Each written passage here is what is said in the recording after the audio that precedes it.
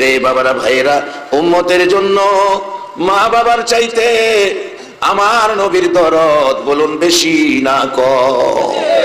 মা খাদিজাতুল কুবরা রাদিয়াল্লাহু তাআলা আনহার জীবনী আসুন, মা আয়েশা সিদ্দিকার জীবনী। আম্মা জান আয়েশা সিদ্দিকা বলেন, পৃথিবীর মানুষেরা রে, আমার নবী যেদিন আমার হুজরায় এসে ঘুমাইতো, আমার নবী আমার হুজরায় ঘুমাইতো, একটু সময় ঘুমাইয়া আমি দেখি আমার নবী বিছানায় বসে বসে কান্দে। পাশে বসে প্রশ্ন করি, হুজুর কেন গো এইভাবে কান্দেন? কি ব্যথা, কি দুঃখ গো নবী জানতে চাই। আমার নবী জবাব দিলেন, রে আয়েশা, আমার অন্য কোনো দুঃখ নয়, আমি বসে বসে কান্দি আমার গুনাহগার উম্মতের দুঃখ লইয়া। মা আয়েশাটাকে, হুজুর আমি ভাবলাম মায়ের ব্যথায় কান্দেন, বাবার ব্যথায় কান্দেন। আমার নবী জবাব দেন, আয়েশা রে, মায়ের ব্যথায় নয়, বাবার ব্যথায় নয়, আমি আমার উম্মতের ব্যথায় কান্দি। যেই নবী বাবার ব্যথায় নয়, মায়ের ব্যথায় নয়, আপনার আমার মতো উম্মতের ব্যথায় কান্দে, সেই নবীর পক্ষে থাকা, সেই নবীর ভালোবাসা দেওয়া, সেই নবীর কথা মানা বলুন আমাদের দরকার আছে কিনা? মা খাদিজা বলেন, পৃথিবীর মানুষেরা রে, সারাটা দিন নবীজি ঘরের দুয়ারে দুয়ারে ঘুরতো আর ডাকতো, ইয়া আইয়ুহান নাস কুলু লা ইলাহা ইল্লাল্লাহ তুফলিহুন। সারাদিন ঘুরতো, মানুষের ঘরের দুয়ারে দুয়ারে যাইতো, রাস্তাঘাটে মানুষ পাইলে পিঠের উপর হাত বুলাইতো, মাথার উপর হাত বুলাইয়া আমার নবী এই জান্নাতের পথে আসার আহ্বান করত। পৃথিবীর মানুষেরা রে, আমার নবী সারাদিন ঘুরে ঘুরে বিকাল বেলা হুজরার দিকে, ঘরের দিকে আসতো। এরে পৃথিবীর মানুষেরা, আমি খাদিজা এতিম নবীর মায়ায় রে দাঁড়াইয়া থাকি, বিকাল বেলা ঘরের দিকে আসতে থাকলে কাছাকাছি আসার পর আমি তাকাইয়া দেখি পৃথিবীর মানুষেরা রে, আমার এতিম নবীর গাল বেয়ে বেয়ে পানি পড়তেছে। প্রশ্ন রাখি, হুজুর কেন গো এইভাবে কাঁদতেছেন? হুজুর কি ব্যথা, কি দুঃখ জানতে চাই। আমার নবী জবাব দেয়, খাদিজা রে, ও খাদিজা, আমার মায়ের দেশ, বাবার দেশ মক্কাবাসী আমার বন্ধুদেরকে জান্নাতি বানাইতে চাই, জাহান্নাম থেকে বাঁচাইতে চাই। খাদিজা, খাদিজা রে, তাদেরকে হিংসা বিদ্বেষ ভুলে মারামারি ছেড়ে মিলেমিশে থাকার পরামর্শ দেই। খাদিজা, কেন জানি রে, তারা আমারে পাগল পাগল কয়, তারা আমার এতিম এতিম কয়। আমি তাদের মাথায় হাত বুলাইয়া, পিঠের উপর হাত বুলাইয়া বলেছিলাম, এরে মক্কাবাসীরা, আমার এতিম এতিম কইস না, তোরা তো জানোস আমি মুহাম্মদ জীবনে একটা দিন বাবা কইয়া ডাকলাম না, আমি মুহাম্মদ জীবনে একটা দিন বাবার চেহারা দেখলাম না, 6 বছর বয়সে মা হারাইলাম রে মক্কাবাসীরা। তোমরা যেদিন মা মা কইয়া ডাকতা, মা দৌড়াইয়া তাই না কুলে নিত, 2 গালে চুমো দিত, সেদিন আমি মুহাম্মদ চোখের পানি দিয়ে জামা ভিজাইতাম। মা ডাকার স্বাদ আমার মিঠে নাই রে খাদিজা। এইভাবে দেশবাসীকে বুঝাইয়া কালিমাটা পড়াইয়া জান্নাতি বানাইতে চাই। খাদিজা রে, তারা কালিমা পড়ে না, আমারে পাগল কয়, আমারে এতিম কয়। এরে কালীনগর চুনারুঘাটের বাবারা, ভাইয়েরা, মক্কাবাসী নবী পাইয়া কালিমা পড়ে না, আর আমরা 6500 কিলোমিটার দূর নবী না দেখা কালিমাওয়ালা মুসলমান। আমাদের জন্য নবীজি বলে গেছে, মাজলিসু ফিকহিন খায়রুম মিন ইবাদাতি 60 সানা। এই কোরআন সুন্নাহর মাজলিসের বসার কারণে 60 বছর ইবাদতের চেয়ে বেশি নেকি পেয়ে গেলেন। শুধু তাই নয়, আমার নবী বলেছে, মান ক্বালা লা ইলাহা ইল্লাল্লাহু ফাদাখালাল জান্নাহ। যারা জবানে পড়েছে কালিমা লা ইলাহা ইল্লাল্লাহু মুহাম্মাদুর রাসূলুল্লাহ সাল্লাল্লাহু আলাইহি ওয়াসাল্লাম, তারা অবশ্যই জান্নাতি হবে। বাবারা, আমি জানতে চাই প্রত্যেকের কাছে সেই কালিমাটা আছে কিনা? আপনারা জান্নাতি, আপনারা জান্নাতি, আপনারা জান্নাতি, সবাই বলুন মারহাবা। জান্নাত একেবারে সহজ এই নবীর উম্মতের জন্য। এখন আপনারা, নবী আপনাদেরকে জান্নাতি বানাইয়া গেছে কষ্ট কইরা। মা বাবা কষ্ট করে লালন পালন করলে যদি মা বাবার প্রতি এত শ্রদ্ধা হয়, যেই নবী এত কষ্ট করে আমরা রে জান্নাতি বানাইয়া গেছে, এই নবীর প্রতি আমাদের শ্রদ্ধা ভালোবাসা থাকা দরকার আছে কিনা? আমরা জান্নাতি, সকলে আবারও বলুন মারহাবা। জান্নাতে যে যাইবেন বিশ্বাস হয়নি? সবার মনে বিশ্বাস হয় না। হুজুর কেমনে যাবো, জীবনে তো ভালো কাজ কম, বেজাল বেশি। টিকেটটা নবী কাইটটা দিয়া গেছে বেহেশতের, লা ইলাহা ইল্লাল্লাহু মুহাম্মাদুর রাসূলুল্লাহ। এই কালিমা যাদের আছে তারা বেহেশতি, যার বাস্তব হযরত হাসান বসরি রহমাতুল্লাহ আলাইহির জীবনী। হাসান বসরি রহমাতুল্লাহ আলাইহির জীবনী। ওনার পার্শ্ববর্তী বাড়ি এক ভদ্রলোক আগুনের পূজা করে, যার নাম কিতাব লেখে শামাউন। বুড়া হয়ে গেছে, বিছনায় বইরা গেছে, ওখানে আগুন ছাড়ে না। মনে করেন না শীতের মধ্যে আগুন লয়ে বইছে, এরকম না, পূজা করে আগুনের। হাসান বসরি রহমাতুল্লাহ আলাইহি বললেন, বাবারে, ও বাবা, বুড়া মানুষ শামাউন, জীবনটা বড় আগুনের পূজা করলা, তোমার কপালটা খারাপ। তোমার একটা ভালো পথ দেখাই, কি? তুমি কালিমা পড়ে আখিরি নবীর উম্মত হও, মুসলমান হও, তাহলে কবরে গেলে তুমি জান্নাতের শান্তি পাইবা। শামাউন ডাকতেছে, হাসান বসরি, এই পরামর্শ আমার আগে দিলি না, জীবনটা শেষ করলাম আগুনের পূজা কইরা, অহন তো বিছনায় পড়ে গেছি, এখন করলে কি হবে?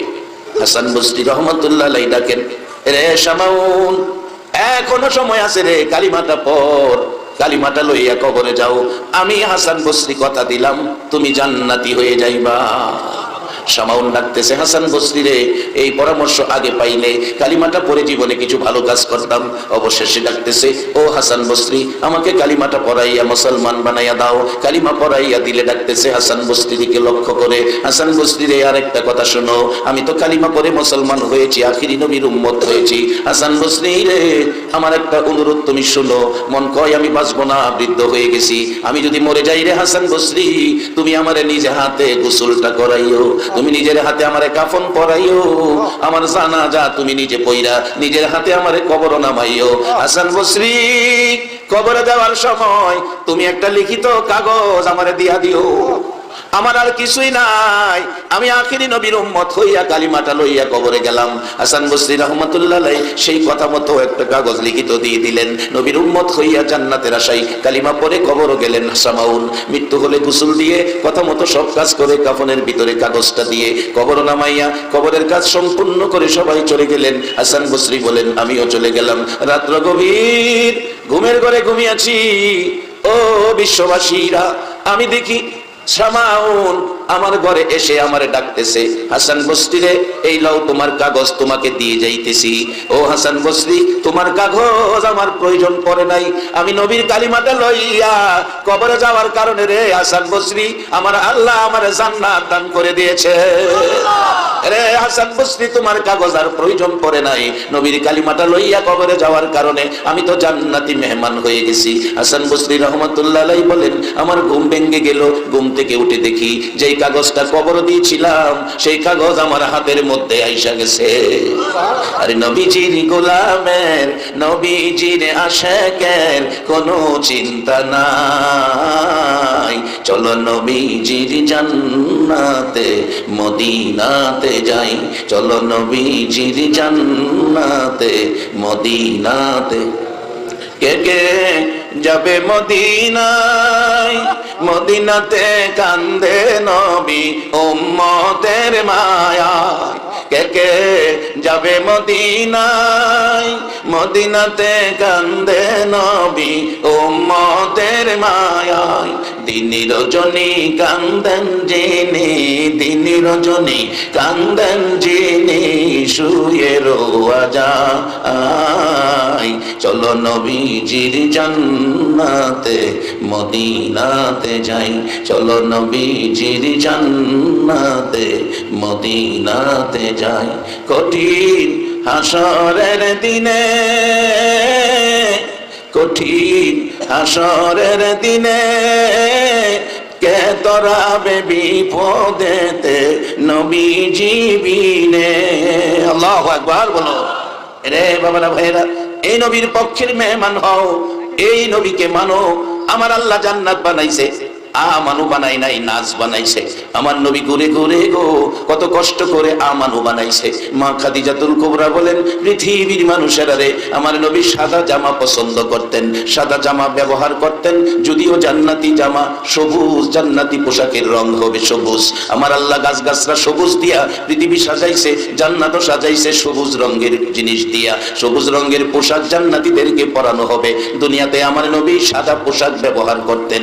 মা খাদিজা বলেন, বলেন, রে মক্কাবাসীরা, আমি নবীর জামা মুবারক ধুয়ে মুছে পরিষ্কার করে আমি রেখে দিতাম। সকালবেলা আমার নবী ঘুম থেকে উঠে ঘরের দুয়ারে দুয়ারে যাবেন, মানুষের কাছে যাবেন, জান্নাতি বানাবেন, আমানু বানাবেন, কালিমাওয়ালা বানাবেন, হিংসা বিদ্বেষ ভুলে মানুষ মানুষের সাথে মিলে মিশে থাকবেন, এই পরিবেশটা পৃথিবীতে রাখবেন। আমার নবী 63 বছর জিন্দিগির কষ্ট আজকে তার প্রতিদান কালীনগরে দেখা যায়। এইভাবে পরিবেশ পৃথিবীর জমিনে কোন নবী রাসূল দিতে পারে নাই। আমার মায়ার নবী পরিবেশ করে দিয়ে গেছে। কত জায়গার, কত দেশের, কত গ্রামের মানুষ, কত বংশ, কত ঘরের মানুষ একসাথে বসে আছেন, হিংসা বিদ্বেষ নাই, দলাদলি নাই, গন্ডগোল নাই, মারামারি নাই। আমার নবী এই পরিবেশটার জন্য কত কষ্ট করেছে। মা খাদিজা বলেন, সাদা জামা পরে বেরিয়ে গেছে। আল্লাহর কসম রে বিশ্ববাসীরা, বিকাল বেলা নবী ঘরে আসতেছে, তাকায়া দেখি নবীর সাদা জামার মধ্যে লাল লাল দাগ দেখা যায়। আমার নবী কাছাকাছি আসার পর লাল দাগের ঘটনা প্রশ্ন করি। মা খাদিজা বলেন, হুজুর সাদা জামা ধুয়ে মুছে পরিষ্কার করে দিয়েছিলাম, এই লাল দাগগুলো কিসের গো নবী? আমার নবী কান্দে, খাদিজা রে, আমার মক্কাবাসী আমারে মারছে, আমার মা নাই বাবা নাই রে খাদিজা, মক্কাবাসী আমাকে কষ্ট দিয়েছে। সাদা জামা লাল করলেন। নবী এত গালি, এত কষ্ট, এত ব্যথা মক্কার জমিনে পাইলেন, তারপরেও ঘরে ঘরে ঘুরে নবী কালিমা পড়াইয়া আমানু বানাইয়া জান্নাতি বানাইলেন। আজকে সেই জান্নাতি মেহমানদেরকে আল্লাহ কোরআন শরীফে ডাকতেছে, আপনাদেরকে ডাকতেছে। যদিও আল্লাহ মানুষ বানাইছে, নাস বানাইছে, আল্লাহ নিজে এখন আর নাস কইয়া ডাকে না, ডাকতেছে জান্নাতীদেরকে। ইয়া আইয়ুহাল্লাযীনা আমানুর কাউ ওয়াসজুদু ওয়া'বুদু রাব্বাকুম। একবার বলুন আল্লাহু আকবার। আমার আল্লাহ ডাকে, নিজে বানাইলেন নাস, এখন আর নাস কয় না। আমার নবী এতিম নবী, মা নাই বাবা নাই নবী, সারাদিন কষ্ট করে যাদেরকে ঈমানদার বানাইলেন আমার আল্লাহ তাদেরকে ডাকতেছেন, ইয়া আইয়ুহাল্লাযীনা আমানু। নাস কয় না, আমানু কয়। উরকাউ ওয়াসজুদু ওয়া'বুদু রাব্বাকুম ওয়া'বুদু রাব্বাকুম। ও ঈমানদাররা, জান্নাত বানাইছি তোমাদের জন্য।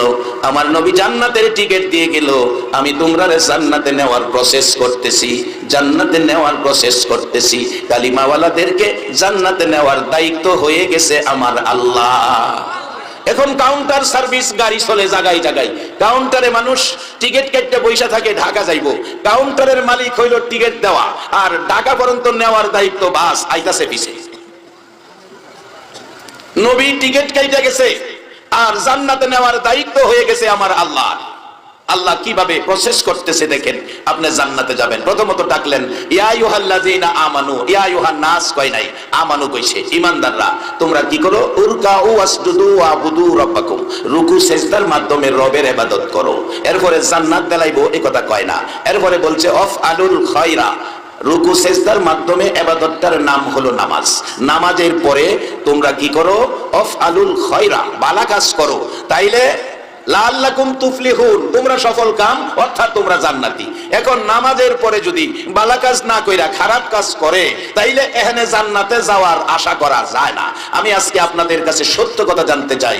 আজকে কালীনগরের যুব সমাজ যে মদিনা মুনাওয়ারা নাম দিয়ে সংগঠন করে একটা মাহফিল, জান্নাতের বাগানের আয়োজন করেছে, কোরআন সুন্নাহর মাহফিলের ব্যবস্থা করেছে, একটা সত্য কথা বলবেন, তারা কি কাজটা ভালো করেছে না খারাপ করেছে? ও যুব সংঘের সদস্যরা, এই লোকগুলো সাক্ষী দিল তোমরা ভালো কাজ করেছো, এই লোকের সাক্ষীর উপর তোমরা জান্নাতি হয়ে যাবে। বলবেন হুজুর আমরা, আরে আপনারা তো আগেই পেয়ে গেলেন। নবী হাদিস শরীফে বলেছে মাজলিসু ফিকহিন খায়রুম মিন ইবাদাতি 60 সানা। এই এক মাজলিসে কোরআন সুন্নাহর পক্ষে বসার কারণে 60 বছর ইবাদতের চেয়ে বেশি নেকি আপনাদেরকে দান করেছে। শুধু তাই নয়, এই কালিমা যারা পড়েছেন রাসূল তাদেরকে জান্নাতি ঘোষণা করে দিয়েছেন। সবাই বলুন মারহাবা। এবার জান্নাতে যাবেন, সিস্টেম করতেছেন আল্লাহ, প্রসেস করতেছেন আল্লাহ। ও ঈমানদাররা, তোমরা রুকু সিজদার মাধ্যমে রবের ইবাদত করো, এরপরে ভালো কাজ করো। এক বেচারা আপনাদের এদিকে আছে কিনা জানি না, আমাদের এলাকার কথা বলছি, এক বেচারা নামাজও পড়ে, আবার কিছু বেজাল কিরকম, হাতে একটা লাঠি, মাগরিবের নামাজ পড়ে বন্ধে গেছে, আরেক বেচারা খেতে পানি নিছে, 5 লিটার তেল খরচ করে একখানি ক্ষেতের পানি লইছে। এই নামাজি মাগরিবের নামাজ পড়া লাঠি লইয়া আইলের নিচে দা খালি একটা গুতা দিয়া আয়া এশারের নামাজও খারিছে। বাজান নবী কষ্ট করে আমরারে জান্নাতি বানাইছে, এবার আপনারা ফাইসালা দেন। আল্লাহ প্রসেস করছে রুকু সেজদার মাধ্যমে রবের ইবাদতের পরে ভালো কাজ করো। এবারে মাগরিব পয়রা আরেক বেটার খেতের ভানি চাইরা এশারের নামাজ হয়ে দাঁড়াইছে, ফাইসালা আপনারাই দেন। এইরকম নামাজ পয়রা কি জান্নাতে যাওয়া সম্ভব? দুইরা লাইছে বাজান গুনে, সিহুন গুনে দুইরা লাইছে। এই গুনে যারে ধরছে এই খাটও বেশি দিন ঘুমান যাইতো না, এই খাট ভাঙ্গে পড়বেন। শুধু তাই নয় বাজান, কত কত জায়গা দিয়া দেখি মানুষের কাছ থেকে সমালোচনা আসে। হুজুর আমাদের মহল্লার হাজী সাহেব 11-12 হজ করছে, হাজী সাহেব না কইলে মন্ডা বেজার, হাজী সাহেব কইয়া ডাক না দিলে বেদার মন্ডা বেজার। বাড়িতে গিয়া খবর নিয়া দেখি গো হুজুর ছোট ভাই বইনাতের হক মাইরা খায়া লাইছে। 11-12 হজ করে ছোট ভাই বইনাতের হক মাইরা খাইছে। বলুন এইরকম ব্যক্তিরা জান্নাতে যাওয়া সম্ভব কিনা? বাজান আসেন, জান্নাত বড় সহজ, জান্নাত বড় কঠিন। আল্লাহ জান্নাত পুরস্কার দেওয়ার জন্য আখিরি নবীর উম্মতকে কোরআন শরীফ ঘোষণা করে রাখছে, ওয়া আম্মা মান খাফা মাকামা রাব্বিহি ওয়া নাহান নাফসা আনিল হাওয়া ফাইন্নাল জান্নাতা হিয়াল মাওয়া। এক কিসিমের লোককে আল্লাহ জান্নাতুল মাওয়া নামের জান্নাতটা পুরস্কার দিবেন, যেটা অন্য কোন নবী রাসূলের উম্মতের জন্য এরকম ঘোষণা আসমানি কিতাবের মধ্যে নাই, শুধু আপনাদের জন্য। এই পুরস্কারগুলো আপনারা কিভাবে নিতে পারেন আমি সেদিকে যাচ্ছি। এবার আসুন, বলতেছিলাম আমার নবী কষ্ট করে আমরারে জান্নাতি বানাইছে। আল্লাহ ওই নবীর উম্মতকে জান্নাতে দেওয়ার প্রসেস করতেছে। আমানু রুকু সেজদার মাধ্যমে ইবাদত করো। রুকু সেজদার ইবাদতের নামটা কি? কোন ইবাদতে রুকু সেজদা আছে? সবাই বলেন। আরে বাবা ফরওয়ান না ফরো শিকারটা করো না। এই ইবাদতের নামটা কি? নামাজ। আওয়াজে বোঝা যায় ফরান নিয়ত নাই। আচ্ছা ফরেন আর না ফরেন স্বীকার করতেই বল। রুকু সেজদার ইবাদতের নামটা কি? এবার নামাজ পড়লেই বেহেশত যাইবেন এটাও গ্যারান্টি নাই, যদি নামাজও বেজাল থাকে। আরেক বেটার ক্ষেতের 5 লিটার তেলের পানি সারা রাইতে এক লাডির গুতার সেদ্রু দিয়া সব নাইমাই ফুটছে। সকালে জমিও লাগিয়া দেখে খেত শুকনা। আরে কি আশ্চর্য, 5 লিটার তেলের পানি লইলাম, পানি কই যাইয়া দেখে একটা সেদ্রু আস্তে আস্তে নামতেছে। সর্বনাশ, এটা কেটা করলো, এই কাম কেটা করলো? এই যে একজন নামাজি হইয়া আরেক বেটার ক্ষেতের পানি নামাইছেন, এই নামাজ পড়ে বেহেশতে যাওয়া সম্ভব নয়, বরঞ্চ আরো বিপদ আইব। কোরআন বলছে আমিলাতুন নাসিবাতুন তাসলা নারান হামিয়া। বহু নামাজি, বহু রোজাদার, বহু আমলদার, আমলকারী আমল করেও জাহান্নামে যেতে হবে। বাবা হাজী সাহেব হইয়া, হাজী সাহেব হইয়া, হাজী সাহেব হইয়া ছোট ভাই বোনাতের হক মাইরা খাইছো। তুমি যেন আমল করছো না, বাঙ্গা জগ ফানি বরছো। শুধু তাই নয় বাজান, একটা ঘটনা আমার এলাকার ঘটনা। আমার নবী বলেছে মা বাবা কত দামি সম্পদ। মা বাবাকে যদি মশা কামড় দেওয়ার ব্যথা দুঃখ কেউ দাও, তাহলে তোমার মতো উম্মতের সুপারিশ নবী করবে না। নবীর সুপারিশ ব্যতীত 100 কোটি বছর আমল করেও জান্নাতে যাওয়া যাবে না। আমার নবী বলেন পৃথিবীর মানুষেরা রে, মা বাবারে কষ্ট দিও না। নামাজিরা রে, নামাজ পড়ো, মা বাবার সাথে ব্যবহার ভালো করো। বাজান কষ্টের সহিত বলছি, 1 বছর আগের ঘটনা। ছেলের বউ মিলে বাউন্ডারি করা বাড়ি, 2 জনে মিলে কোন কথাই জানি রাগ হইয়া গর্ভধারিণী মারে কাইটা 3 টুকরা করছে। 3 টুকরা করছে। একটা টুকরা বড়টা গোসলখানা বাথরুমের ভিতরে রাখছে, তালা মাইরা বন্ধ করে রাখছে। ছোট একটা টুকরা 2 ঘরের ফাঁকে ফালাইছে। নারী বুড়ি দুর্গন্ধ বেশি তাড়াতাড়ি হবে, ওইটারে মাটির মধ্যে গাইরা রাখছে। ছোট ছেলেটা ঢাকা থেকে আসছে, বিকাল টাইম বাড়িতে আইসা কয় মা কই? মা তোমার দেখো তোমার বোনের বাড়িতে গেছে। মা কই? মা রে তালাশ করতেছে। মা কই? মা তো ঘরে দেখি না। মা কই? তোমার বোনের বাড়িতে গেছে। ঠিক আছে আমি গোসল করে খানা খাইয়া মারে নিয়ে আসি। ছোট ছেলেটা, বাবা গো সন্তানের উপর যদি কোনো বিপদ হয় বলুন বিপদের খবর মোবাইলে আসলো না, টেলিফোনে আসলো না, কম্পিউটারে আসলো না, পৃথিবীর কেউ জানলো না। সন্তানের বিপদের খবর আগে জানলো কে? মা গো রাত্র 2টায় সন্তান আসে না, দরজা খুইলা কাঁদছো গো মা। সেই দরদি মাকে 3 টুকরা করে। ও নবীর উম্মতেরা মনে রেখো, তোমার মতো উম্মতের সুপারিশ আমার নবী করবে না।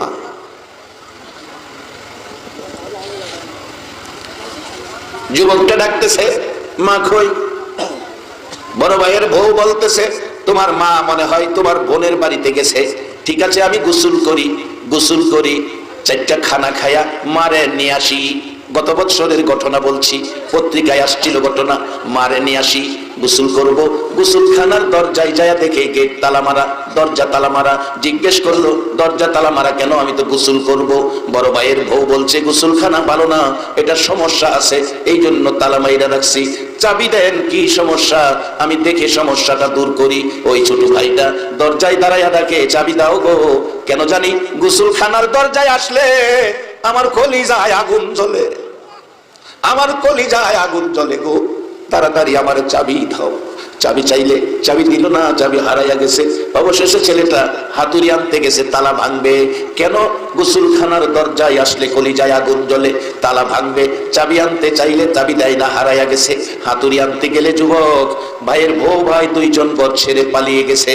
এদিকে যুবকটা হাতুড়ি আইনা তালা ভাঙছে। তালা ভাঙিয়া ভিতরে তাকাইয়া দেখে গো দরদি মার বড় অংশ 3 ভাগের 1 ভাগ এই বাথরুমের ভিতরে পড়ে আছে। একটা চিৎকার মারছে,